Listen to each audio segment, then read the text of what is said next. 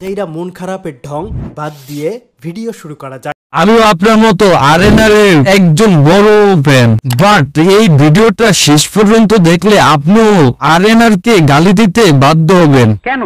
আরএনআর এর দিনকাল মোটেও ভালো যাচ্ছে না। কি সাক্ষ্য প্রমাণ আছে তোমার কাছে?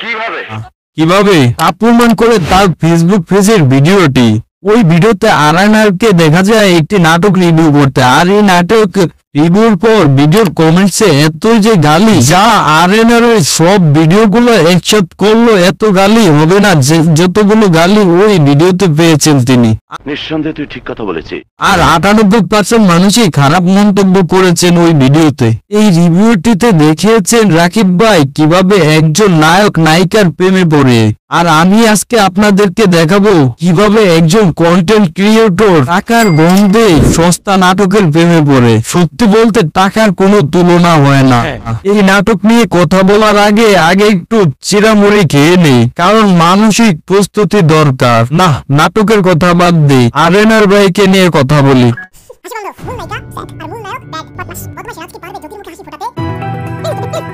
অন্যদিকে লসগুরু কি পারবে লাভগুরু হতে? রাকিব ভাইয়ের রিভিউ শুনে মনে হচ্ছে উনি নাটকের রিভিউ না, যেন প্রেম পত্র পড়ছেন।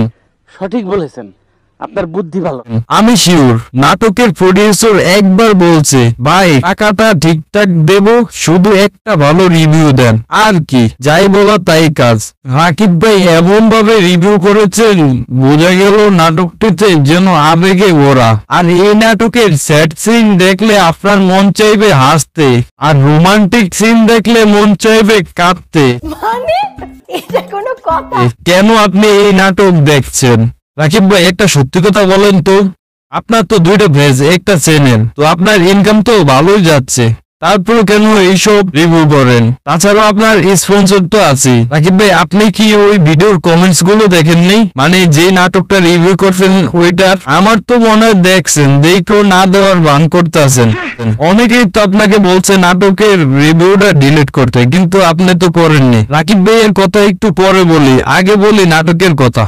একটা সময় ছিল যে সময় নাটক মানে মনে হতো পরিবার নিয়ে দেখা যাবে, একসাথে উপভোগ করা যাবে, শিক্ষণীয় কিছু বা নতুন কিছু শেখা যাবে বা জানা যাবে। আর এখনকার নাটক দেখে আপনার মনে হবে পোলাপান নষ্ট হওয়ার মূল হলো এই নাটক। এখনকার নাটকের এমন অবস্থা হয়েছে, আপনাকে চাইবে জোর করে হাসাতে, আপনার কাঁদতে ইচ্ছা না করলেও আপনাকে চাইবে জোর করে কাঁদাতে। এইসব নিয়ে এখনকার নাটক। রাকিব ভাইয়ের কাছে ফেরা যাক, এখন ওনার ফেসবুক পেজের কমেন্টস গুলো একটু দেখা যাক। সব শেষে একটি কথা বলতে চাই, রাকিব ভাই আপনি ভালো ভিডিও বানান, সেই জন্য দর্শক আপনাকে দেখে, কিন্তু এমন নাটক রিভিউ করবেন না যেগুলো দেখে মনে হয় আপনি টিকটক ইনফ্লুয়েন্সার।